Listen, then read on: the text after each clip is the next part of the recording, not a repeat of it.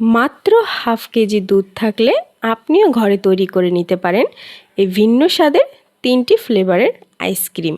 চলুন তাহলে রেসিপিটি শেয়ার করা যাক। আমি এখানে হাফ কেজি দুধ নিয়েছি, দুধটাকে আমি জাল করে 1 পোয়া করে নিয়েছি। এ পর্যায়ে আমি দুধটা ঠান্ডা হয়ে এলে দিয়ে দিচ্ছি 2 চা চামচ পরিমাণ চিনি আর দুধটাকে আমি খুব সুন্দরভাবে নেড়েচেড়ে মিশিয়ে নিয়েছি। এ পর্যায়ে একটা বাটিতে আমি আলাদাভাবে সাইড করে নিচ্ছি। এটাকে আমি ঢেলে নেব। আমি এখানে একটা কথা বলে রাখি, আমার এই দুধটা এরকম দেখার কারণ হচ্ছে দুধটা অনেকটাই ছারকা বেঁধে গিয়েছিল।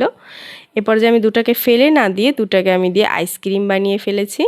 আপনারা কিন্তু এখানে ফ্রেশ গরুর দুধটা ইউজ করতে পারেন, তাহলে আপনাদের আইসক্রিমটা দেখতে আরও বেশি সুন্দর হবে। এ পর্যায়ে আমি আরেকটি বাটিতে সেম পরিমাণ দুধ নিয়ে দিয়ে দিচ্ছি হাফ চা চামচ পরিমাণ অরেঞ্জ ফুড কালার। এই তো আমার তৈরি হয়ে গেল আরেকটা ফ্লেভারের আইসক্রিম। এ পর্যায়ে আমি এটাকেও ঢেলে নিচ্ছি। এরপর আমি আবারও একই রকম দুধ নিয়েছি। এই পর্যায়ে আমি দিয়ে দিচ্ছি 1 চা চামচ পরিমাণ কোকো পাউডার। কোকো পাউডারটাকে আমি নেড়ে চেড়ে খুব সুন্দরভাবে মিশিয়ে নিলাম। আমি এখানে 10 টাকা দামের একটা ডেইরি মিল্ক চকলেট নিয়ে এসেছি। এটাকে আমি খুব সুন্দরভাবে ছোট ছোট করে টুকরো করে ভেঙে দিয়েছি।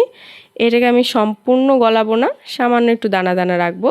এতে করে খেতে কিন্তু খুবই টেস্ট হবে আর বাচ্চারাও খুব সহজেই এটাকে খেতে চাইবে। এরপর যে আমি এটাকেও ঢেলে নিলাম।